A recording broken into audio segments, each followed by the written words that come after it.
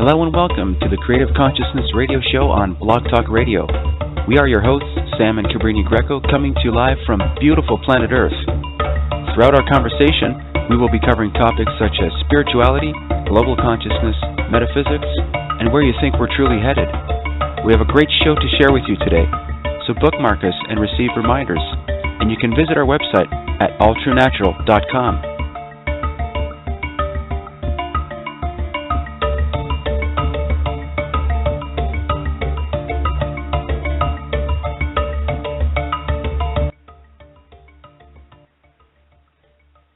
Good evening, and good morning, and good afternoon, wherever you are on planet Earth.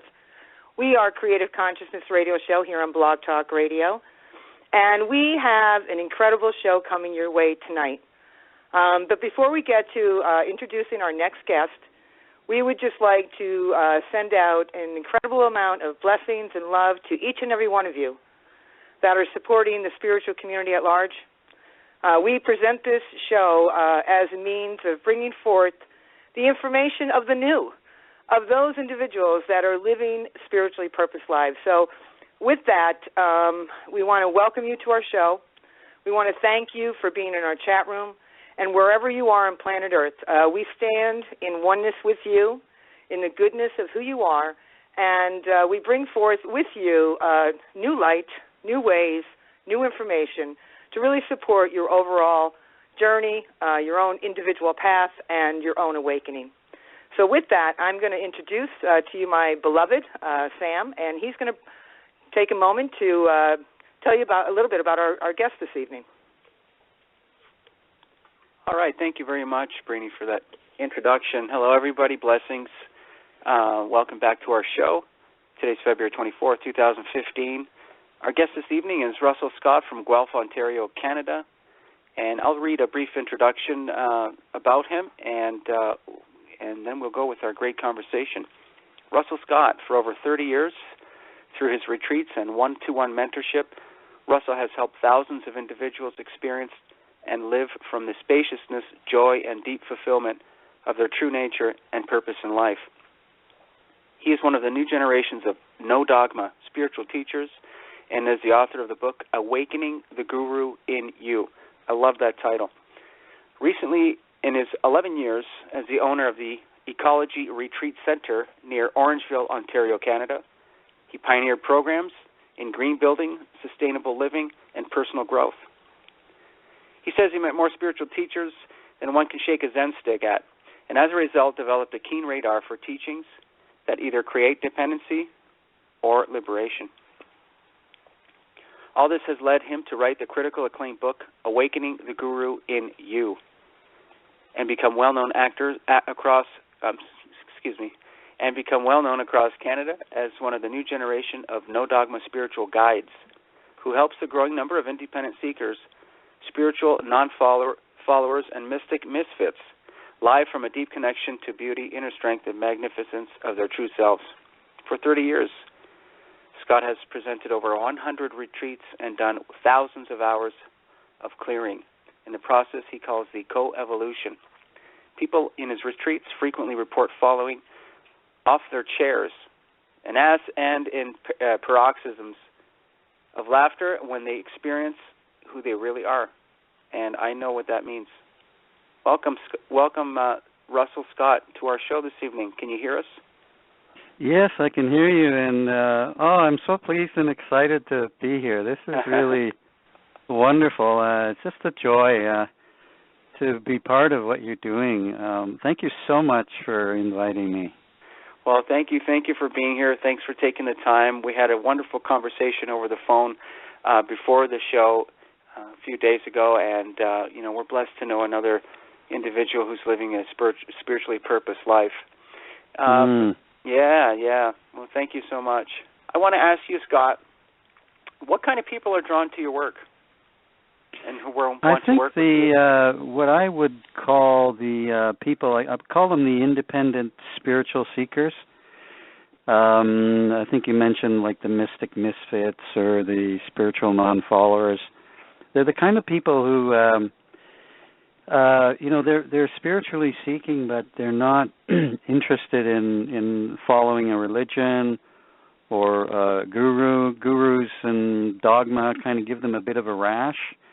Yeah. And these people are, seriously wanting to experience the truth for themselves. They want to go beyond belief to more of a direct experience.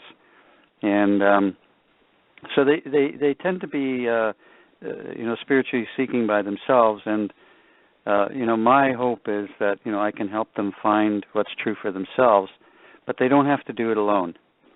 And the work that I do really is goes with that motto, that we have to do it by ourselves, but we don't have to do it alone. You're right. That's the second, I just want to intervene here. That's the second time we heard that today about, you don't have to do it alone. Mm-hmm. Yeah, it's quite a message for today's people who are living a spiritually purposed life. There's people out there, and one of them is yourself who help people on their path. I think it's a great thing. Mhm. Yeah, I think many of us over the years have hidden in the closet, and we we don't want to confess that we're really interested in opening up to the greater mystery of life, and because we might be thought of as weird, but fortunately there's a lot of us coming out of the closet right now, so we really don't have to do it alone anymore. Oh yeah, it's there's such a quickening happening. I want to hear, Russell, I also want to hear about, we spoke and you said you had an awakening experience of universal dynamic that you call now co-evolution, that you draw from in your work. Can you tell us a little bit about that? Yeah, it actually was a combination of two awakening experiences that basically deepened, and one happened when I was about 16 or 17, living in a town on Lake Superior, North Lake Superior in Ontario, called Thunder Bay, and I used to go out in the forest a lot, and remember one time I was looking over a large cliff to this feature in the bay. It's called the Sleeping Giant, and it's a peninsula that when you look at it, it looks like somebody laying down.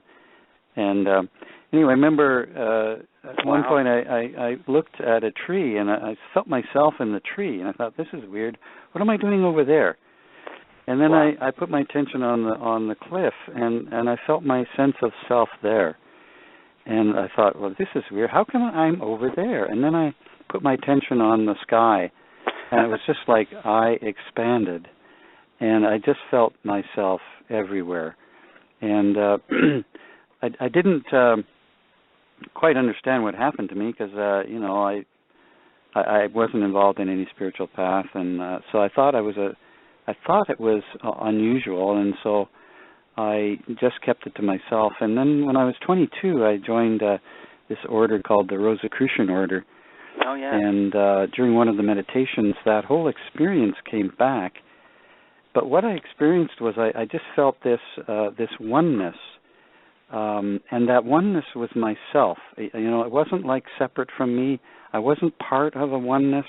I was it itself. You might say, someone might say they're God, they're the oneness, they're the Great Spirit. I felt that I was that oneness, and but also it became clear that there was this act in creation where that oneness split off into individual onenesses. It's like there were all these individual gods that were the same God as I was. And that was necessary so that we could all relate together and communicate. And in that relation of ourselves, in that communication, in this kind of eternal relating to one another, we became more conscious of that oneness. So it was like we needed to be in individual form and relate as individuals in order to become more conscious of ourselves. And so I called that, later on in my life, when I started writing the book, I called it coevolution, meaning that we evolve in consciousness as the result of relating to one another. It's not a separate thing that happens. We don't evolve in separation. We evolve in relationship to one another. And that is like, it's going on like all the time. In every single interaction we have with others, there is this coevolution that's happening on a kind of an incremental level. But when you look at this over eons, you can see that there's this evolution happening. So that was my experience, and that's the basis of my work, is coevolution. Yeah, that's a remarkably brilliant wisdom you received by your experience. Now, can I ask you, Russell, when you were in the experience of this oneness, was this experience beyond your personality, beyond the human Russell? Oh yeah, it's like Russell. This Russell character and all his history just ceased to exist. You might say the ego, or my sense of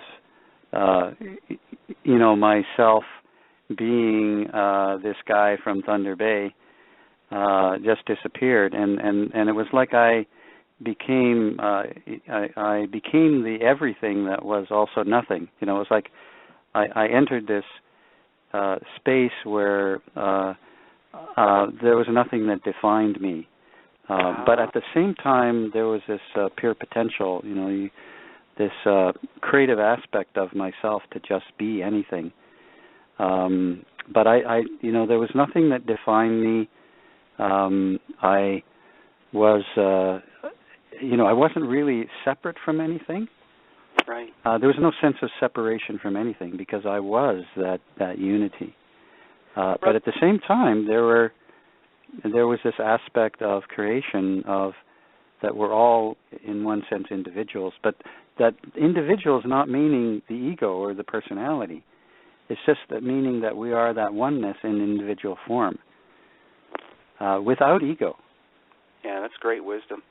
Russell, have you ever encountered someone where you explain this to someone who is rather new to this and they almost feel afraid to let go of their personality? Have you ever run across people where you tell them this experience where Russell, wasn't there, this character? Have you met anybody who says, I think can't. That's one of the fears on the spiritual path, is when people go into this direct experience of self, of this oneness, or getting that they aren't their personal history, and then they come out of it. The great fear is that they will cease to exist, and in actual fact, what the fear is that they will cease to exist as as their personality in their personal history, and over time, what happens is the true self starts to show up even more in their life, and they realize, this is who I really am. At some point, they kind of get that this false personality needs to disappear, and the true self starts to fill that void. In actual fact, doesn't really fill the void. It assumes its natural sovereignty in our life, and the false self just gradually, to one degree or another, just depending on a person's enlightenment, begins to dissolve and fade away. So we can say that people have a more sense of self beyond their personality. That's right. Yeah, they have a greater sense of this self that is whole and complete and perfect within itself. There's no separation within it, and there's nothing inherently wrong or needs to be improved. It's the one that defines everything about itself. It's the one that innocently created a personality and defined itself by I'm not good enough, I'm no good, I can't get what I want, all these kind of false identifications, and then we can get to this point where we realize, I'm not defined by those attitudes about myself. I'm the one that defines myself, and that's the true self. Yeah, that's a great wisdom that you share with humanity, and we're honored to have you here and sharing this with us as well. Thank you so much. Yeah, I love the title of your book, Awakening the Guru in You, and it reminds me of a Native American saying, and it was simply, the leader is within, and it kind of goes hand in hand with that. Can you tell us a little bit about the statement, Awakening the Guru in You, and your website? Yeah, I mean, that's really part of my mission, is to help people find what's true within themselves, and realize that whether they have a guru or not, that everything that any kind of belief system that they encounter, they have their own internal gyroscope, so to speak, or their internal compass that decides whether it's true or not by themselves. That internal distinguishing mechanism is the truth within themselves, the guru within themselves. And so the work that I do has this great belief that we can experience the ultimate truth for ourselves. And the guru, if we want to take on a guru, is certainly a crutch along the way that we need. The guru points the way, but the belief that we get from gurus, the beliefs that we get from gurus, is not the truth itself. It's just a description. And so many of us on the spiritual path get caught up in thinking that the menu is the food, or the directions to the top of the mountain is the top of the mountain. Right. And so my work is really to help people have that direct experience of their true nature of life and self and others for themselves. The same kind of experiences that are written about in ancient texts and modern texts. People can have those experiences for themselves. Absolutely, it's everywhere in ancient texts and modern texts, and I love the wisdom you bring forth regarding everybody's the individual within the whole, and we also have that same type of feeling and thinking combined, where all of us are unique, and we can our uniqueness is divine. That part of our uniqueness is divine, and we can contribute to each other and to humanity. And I really like how that coincides with the work that you do. And Russ, I want to ask you, how did this all start for you? When did it all start for you regarding, was it a point where you said, okay, I want to help humanity with this, with what I'm experiencing? Can you tell us how long ago that was and how that started, that decision you made?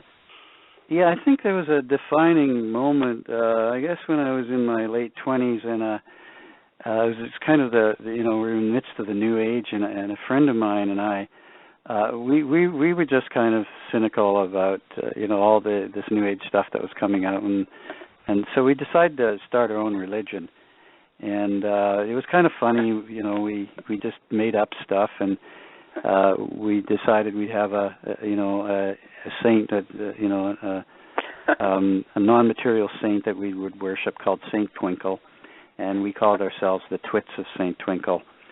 And we would wear bags over our heads and loyal. meditate, and we would say we'd had this mantra, which was Om Silly Man, Om Silly Man, and we just had a great time. It was really funny. But what started to happen is, we said, well, let's do some channeling. So we started to do some channeling, channel Saint Twinkle. And what started to happen was we actually started to say some really wise things that we didn't even know about. We actually feeling like we made up this saint, this non-physical being, and we were actually channeling it. And what started to happen, started to get really weird. We started to feel that this entity that we created was around us all the time. And at one point I started to realize, holy man, if we can create, just the two of us can create this experience of this holy presence, what about like thousands and millions of people believing in religious doctrine? What are they creating? Right. And so I started to realize, like, holy man, like the power of dogma is incredible on the planet. And like we're seeing it in the Middle East, for instance, how people are killing one another because they believe, that if I kill this infidel, I'm going to go to heaven. And this is insane dogma. And so I went into this kind of depression. I just realized I don't know a thing, and I don't think too many other people really know what the truth is. And so it became for me this quest. Okay, I don't know a thing. I don't know a damn thing. I threw away all my books. I refused to see any more spiritual teachers. And it was then I decided to find the truth for myself. And then I came across this retreat called the Enlightenment Intensive, which I now I facilitate, called the Coming Home Retreat. And it was on that retreat that I had further awakening experiences through a process of self-inquiry, where people help one another self-inquire. And there's no dogma and taught. It's just purely self-inquiry. And after that retreat, I said, I found something here. This is amazing, and it's phenomenal. People are having these awakening experiences that I was reading about in spiritual books, the ones I threw away. And I said, I don't know what I can do to solve this problem of dogma in the world, but I'm going to do the little I can. And there was a decision back then, and I don't think I've gone back on that. That was about 30 years ago. I made that decision, and I've kept up with it. How did you come up with your the platform as to the groundwork for your work? Was that also channeled? Was it kind of like a divine thought, the manner and the platform in which you help people? Well, I've received some training in it.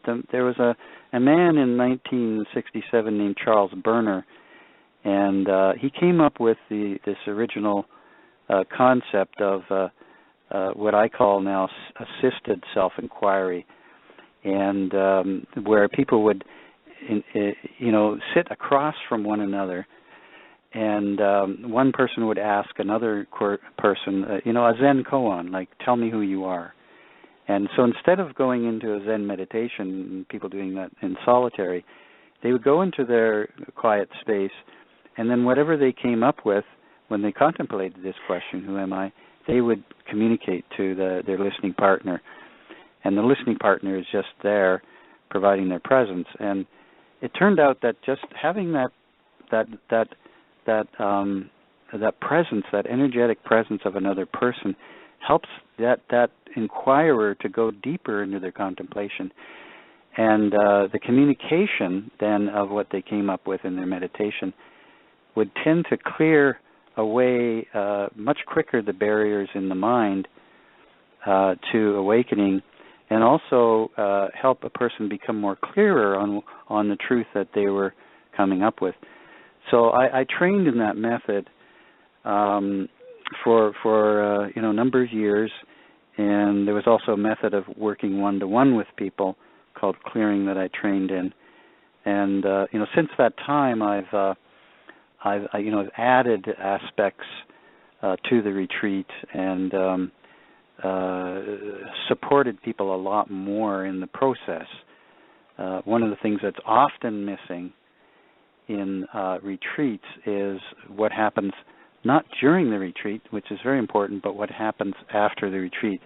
Yeah. A lot of people do retreats, and then after the retreat, they have these powerful experiences, and they go back into their life, and there's not support for them. So one of the things that I've added in the whole structure is a support program that I call the Enlightenment Program that help people live more from their true self. So a lot of it came from the training I received from Charles Berner's student, but at the same time, a lot of it has also just come from the trial and error, blood on the path, getting banged up, learning from it, and my own intuition. Yeah, that's amazing how it's such a fulfillment to hear you say that you're available for people, when they're finished with the retreat, and you're available for them as to assisting them or being a part of their experience after their retreats. I think that's another wise move on your end as far as helping people. Yeah, I think there's a misconception that when people have an awakening experience, that's kind of the end of the spiritual path. Like people think, well, now I know who I am. That's the end. It's actually the beginning. It's actually the beginning of living more now, instead of from a false self, from a true self. And oftentimes these awakening experiences are not like 100% full. They're partial awakening experiences, and they dislodge portions of the mind, and so people go through difficulty because they're now they're not so identified with their mind. They realize that they happen to have a mind. They're not their mind. And so the mind will start to dissolve. The mind will start to fall apart gradually. And these pieces of the mind will start to come up into people's lives and consciousness. And people can have difficulty dealing with them. So I think it's really vitally important for spiritual teachers to support people through that, you might call it purification process, after these awakenings occur. Yeah, that's great stuff you're saying. I want to talk a little bit about your book too. How did you start your book? Was it a process? Was it a channel? When you started writing, did it take, was it something that you wrote and then stopped for a little while, continued? Was it some kind of project you had in mind? Can you tell us how you applied yourself? It's interesting how that came about. I never really thought I was an author. I kind of, went kicking and screaming writing this book. In fact, most of my life I've resisted being a spiritual teacher. I just, please leave me alone. Like I just want to work at Canadian Tire hardware store, and that's it. But I just kept getting pushed into this. And so the book came about was, I started to see in other groups that they were using this as process of people sitting across from one another, this assisted self-inquiry method. I started to see that other groups were using this, but they weren't using it correctly, and so people were feeling unsafe. People were, they'd communicate, and people would judge them or comment on what they would said. And so I started to feel like, I'm very protective of this process that I had learned. And so I said, well, I got to write a manual for this. So I want to get it out there so that people will use this process correctly. And then what started to happen was, as I was writing it, it became clear that, it just started to happen that I started to write about the nature of the spiritual path, what the spiritual path is, some of the pitfalls, how we can get off the spiritual path and think we're on it, but we're not. We go up to dead ends, how we can get deceived by gurus. Basically, how we can become a conscious spiritual seeker. So there was a lot of writing in that, as well as describing this coevolution process, this method of assisted self-inquiry. So the first part of the book is all about how to become a more conscious spiritual seeker if you're going to be seeking by yourself. And the second part is then describing this process that I use and how people can do it on their own. So my hope is that once people read the book, they can go, yeah, I have a friend. Let's get together and sit across from one another and do this process. and have insights and let go of some of the things we've been holding on to in life. So, my hope is that, that there are living rooms, across North America where people are just sitting across from one another and waking up, and they're not doing it so much under the influence of, pretty restrictive hierarchical belief systems. Right. Yeah, well, we know for the last, I would say, 5 years has been a great awakening, in general with people, even just to be more aware of their surroundings. That's coming to fruition now. I want to let the listeners know that they can call in. The area code is 267-521-0151. If you have any questions for us or Russell, our guest, you can also check out the chat room, and you can also ask questions in the chat room as well if you don't want to call in. Russ, I want to ask you something. What does it take? What does it take to become? What would it take for the individual?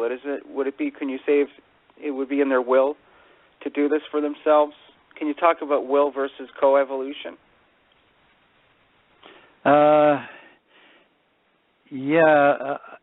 I think there's a certain, for a certain part of the spiritual path, I think there's a combination between will and surrender. Right. And I think at first the spiritual path starts with a lot of will, and people desiring to overcome their suffering. They want to find out what's going on in their life. Why is things not working out? Why am I suffering so much? And there's a willful process there. And for some people, it then goes deeper. Okay, so I'm suffering. What's really going on personally in my life? And then it goes deeper. They're willfully trying to find out. Okay, well, why is there this suffering? And who am I under this suffering? And it's drawn by wanting to get away from the suffering, but eventually when you start having these insights, then this becomes really insights very tasteful, and it's like I want more of this. Like I remember when I had my awakening experience, I went like, this is incredible. I just want more of this. This is totally freeing, and it's totally nourished me. And so then one's will gets directed more towards the awakening experience rather than getting away from suffering. And at some point what starts to happen is you start to realize, if I'm going to get into these deeper levels of awareness, that I'm just going to have to kind of surrender to the way things are. And you start to realize that a problem that we have in our life is not so much with the way things are, it's the way we're resisting the way things are. That our resistance to things causes life to stop flowing. And when we can just surrender more to the way life is, and it starts to flow, life just works out. There's no will involved. We're not forcing life to work out. There's this natural process of evolution that happens where things work out. We have insights. And I'm sure you experienced that when you were on your trip. You just kind of surrendered. And I read about your trip, and that sounds incredible.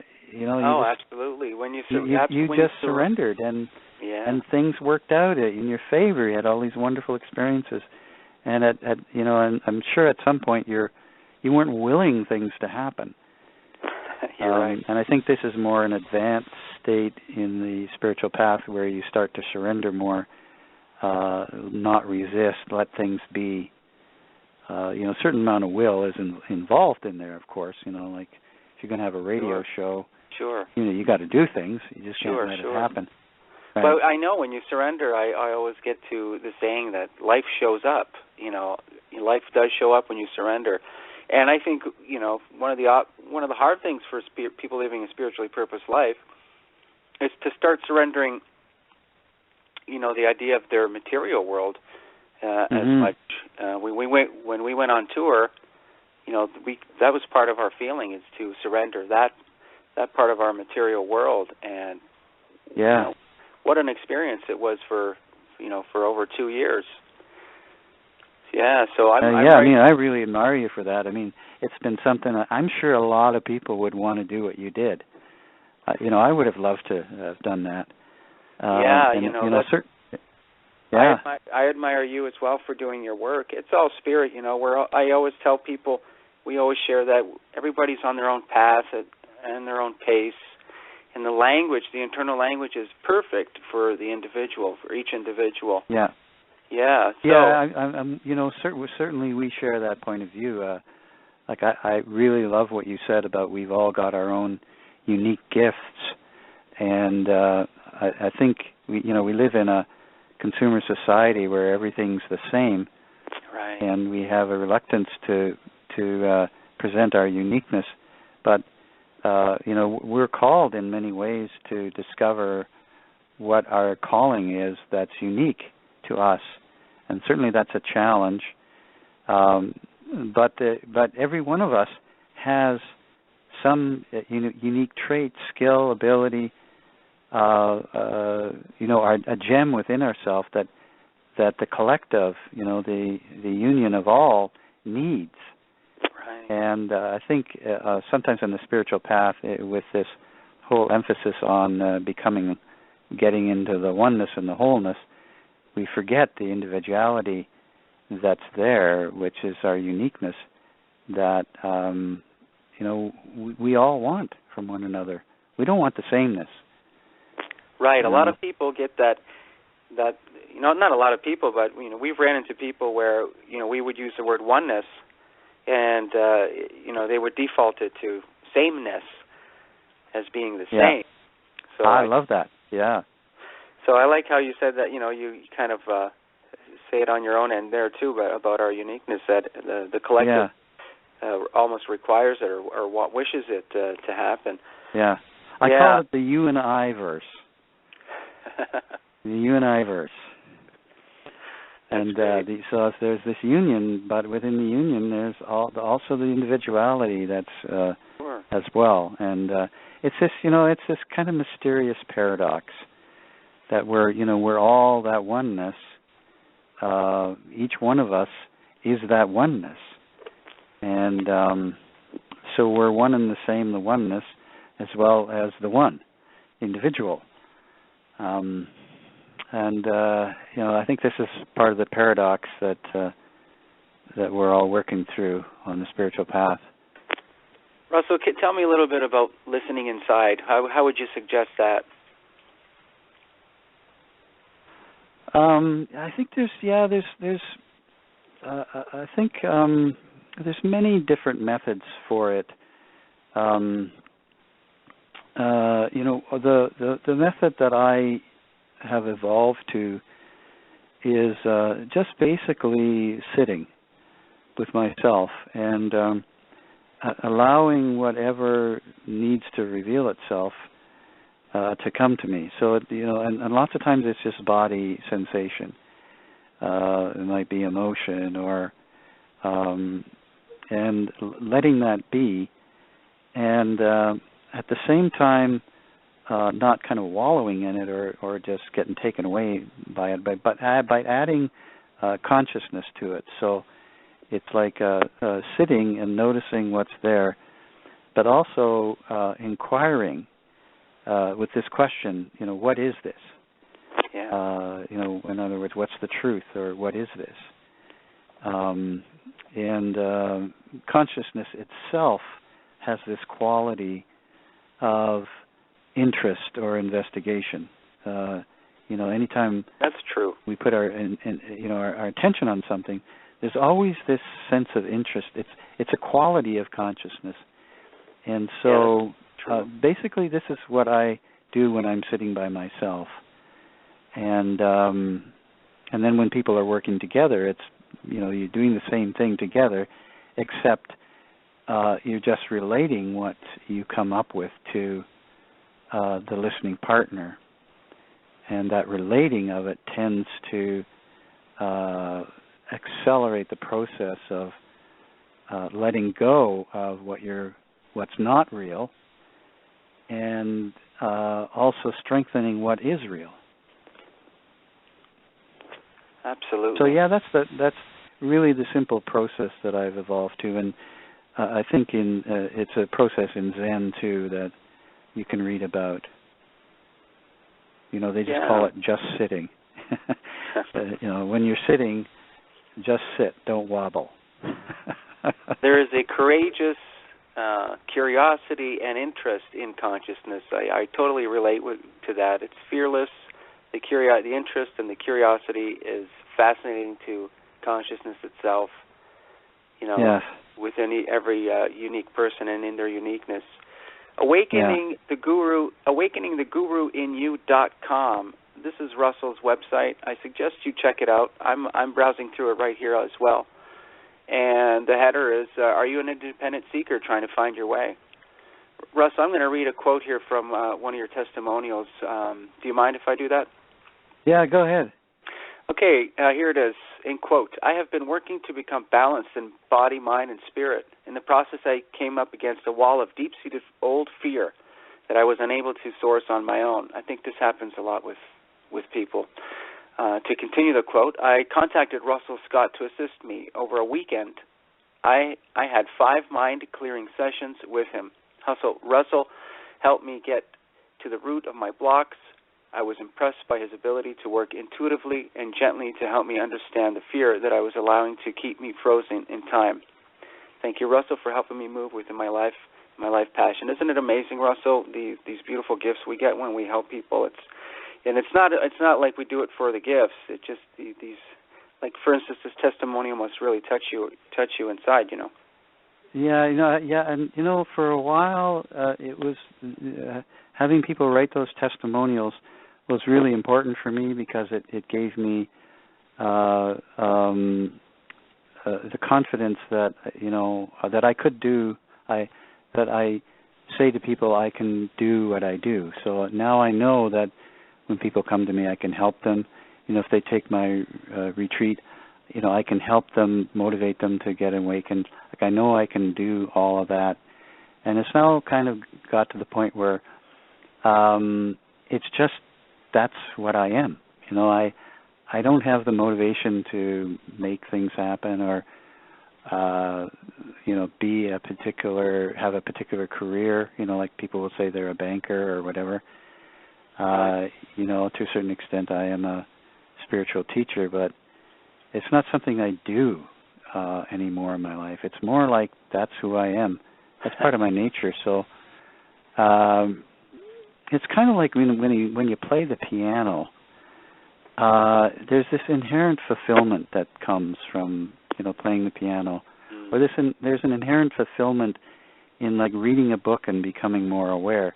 There's no like kind of external reward where you get paid a lot of money or you get paid your rent. Now, mind you, I'd love it if my rent was paid because my landlord liked who I was. But it's more like, this is just who I am, and I just love it when, I'm working with people and I have this certain amount of skill and they break through, they let go of something they've been holding on for years, and then in retreats where, I just suddenly see them wake up and they're just laughing they're just laughing out loud about how so simple it was that they've missed themselves all their life.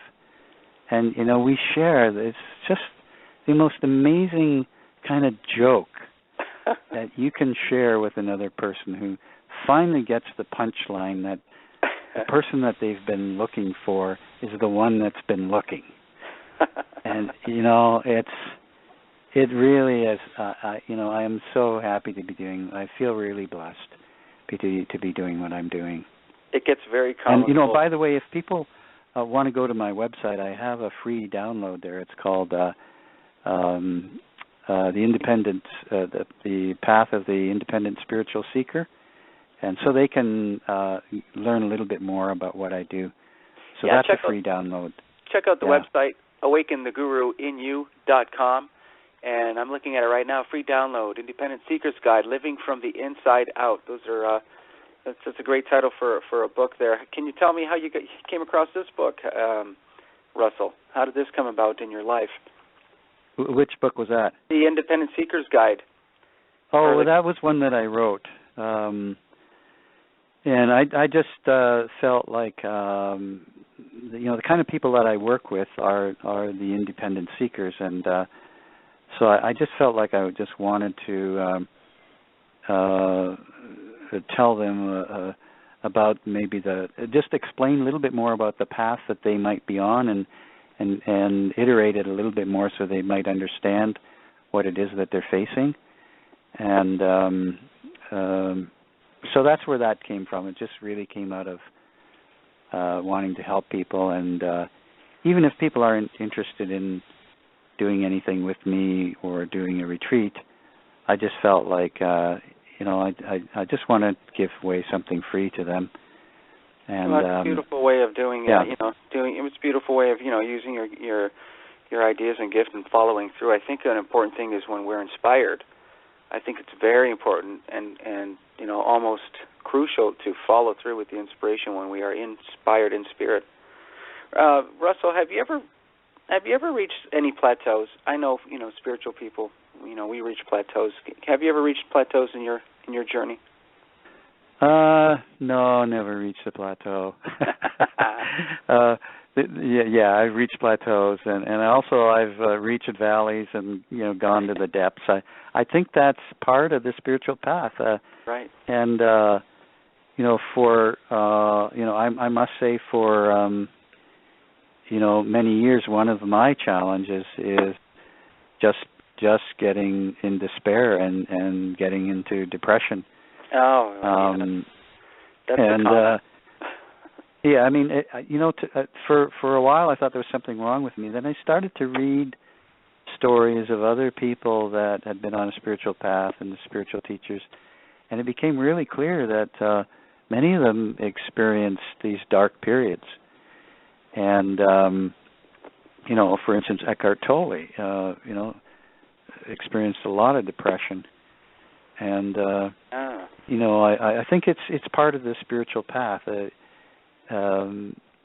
I said, when people have these insights or awakening experiences, what tends to happen is parts of the mind get dislodged and they start to surface, and it's like the shadow side of ourselves, the dark side of ourselves.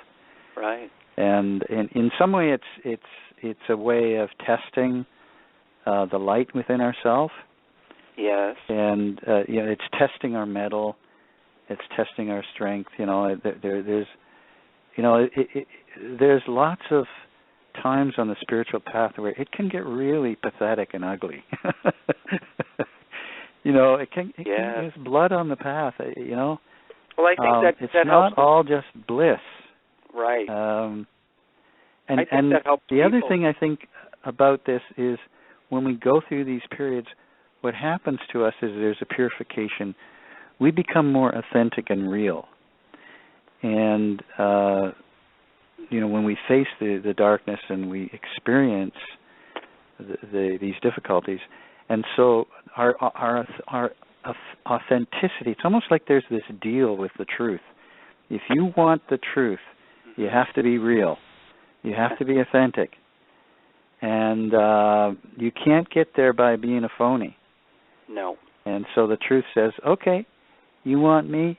I'm going to throw stuff at you, and you're going to have to be real. You're going to have to be human. And for me, the spiritual path is a lot about embracing our humanity. It's really not about this whole thing about transcending, ascending. Certainly there's periods where you go into wonderful bliss, but it's also contrasting periods where there's a lot of darkness as well. Can you along the way? Well, can you confirm that these experiences you had that are dark, within yourself? Can you confirm that you use your wisdom when you when you confront someone who wants your help and had similar experiences? I mean, do you apply your knowledge of being there already? Mm-hmm. Yeah, I know that behind the dark, or you might say the shadow side of every individual, behind the struggle, there is this divine individual. Right. There is who we really are deep down inside, and I can be in contact with that. I see that in that other person. Even though there's this mind getting thrown up, I know behind every one of us there is this true self that's struggling to be free. And there's an old saying, I think comes from Chinese, that there's a sovereign in every one of us. And when we notice it, it will come out. And so in a lot of the work that I do I just know, just from direct experience, that others are the same as me. There is this divine individual there, and and the mind is just made up. What's real is this the oneness within all of us.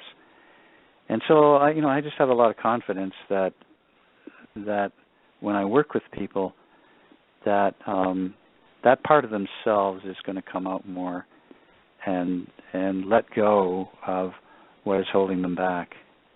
Beautiful. Russell, you've been in this for 30 years now of your life, your journey. Can you tell us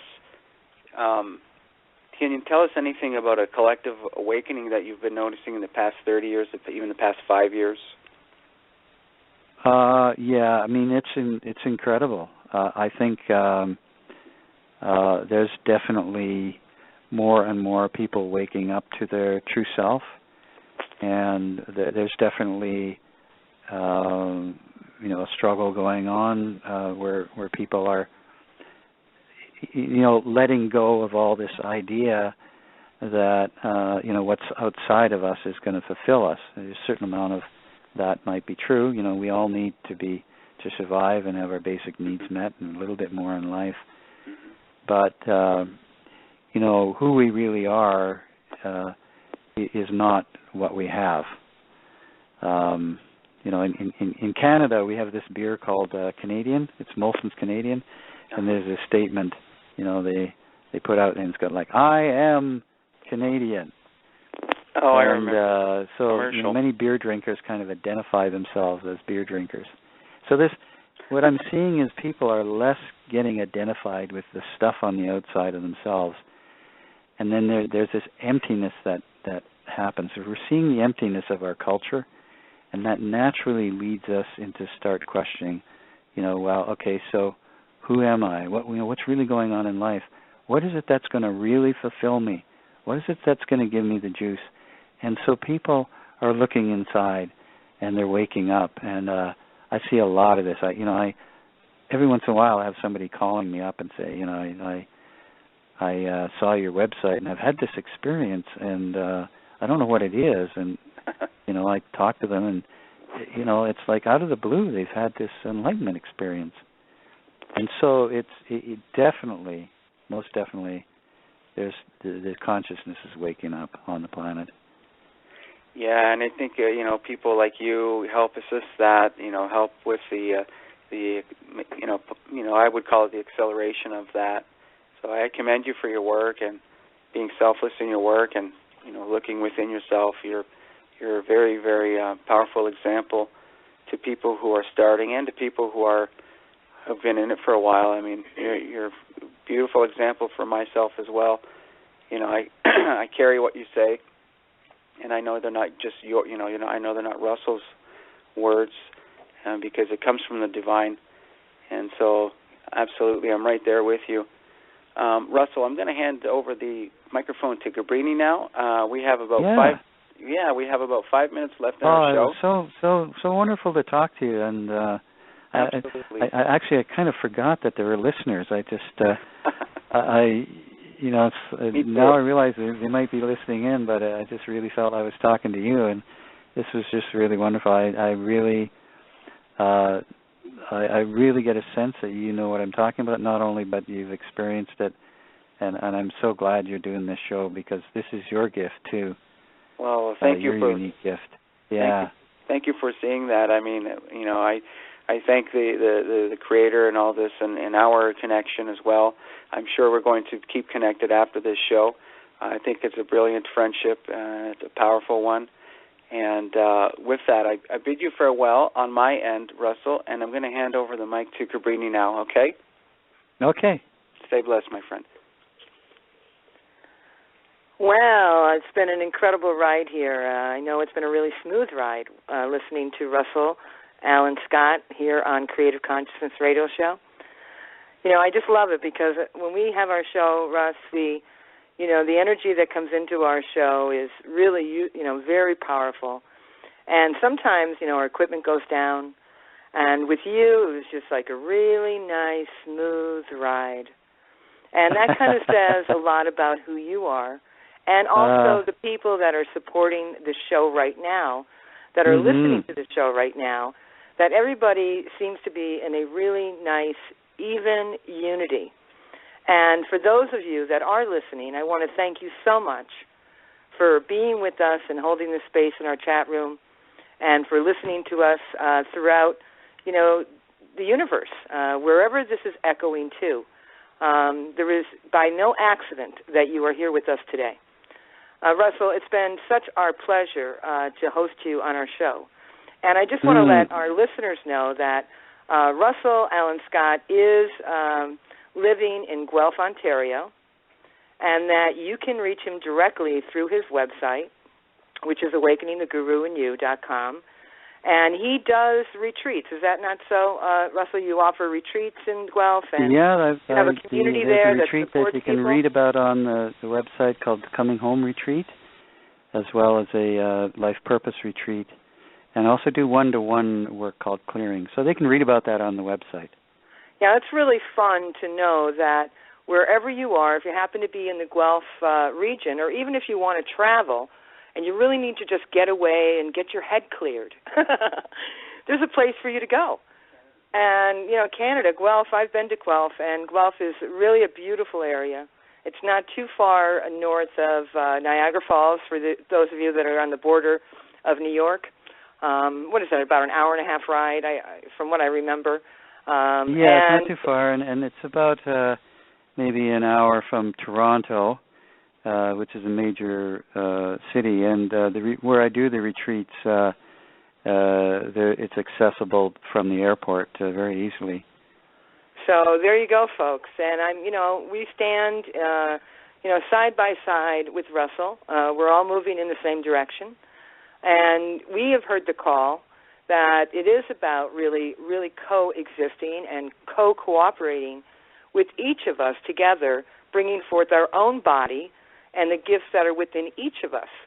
When I think of the body of spirit, I really do see a mandala, and it really functions as a whole. And that mandala, without one part of it, would be skewed. So each of us really do have the resonance of our own gift, and to become acquainted with who you are individually and bring forth that gift to humanity is why we're here. So if you are living a spiritually purposed life and you want to bring your message to humanity, we're here to help you do that. And you can contact us through our website at alltruenatural.com. There's a lot going on in our life. We're constantly busy. And what happens when you begin to listen inside and you're guided by the divine voice that lives within you, everything comes together. People are called together and drawn together, and literally your pathway is set before you. It's almost as if you're led on a directive path through the knowledge of the light. So we are so thankful, Russell. You've been wonderful. We are so pleased, and we give a shout-out to Barbara Andrews up there in Guelph, Ontario, who brought us together with you. And that's how it works, folks. One hand helping another, and we all can create the world in which we all want to live. And thank you, Russell. We're just about to close, so we really, really bless you. And if you just want to hold on for a second, the show will be ending. We ask you to leave your comments about the show we ask you to visit the websites of both Russell and ours, and if you have one, share it with us, and we'll be more than willing to support you in your path. Okay, folks, you have a blessed, blessed evening, a blessed day, a blessed afternoon, wherever you are on planet Earth.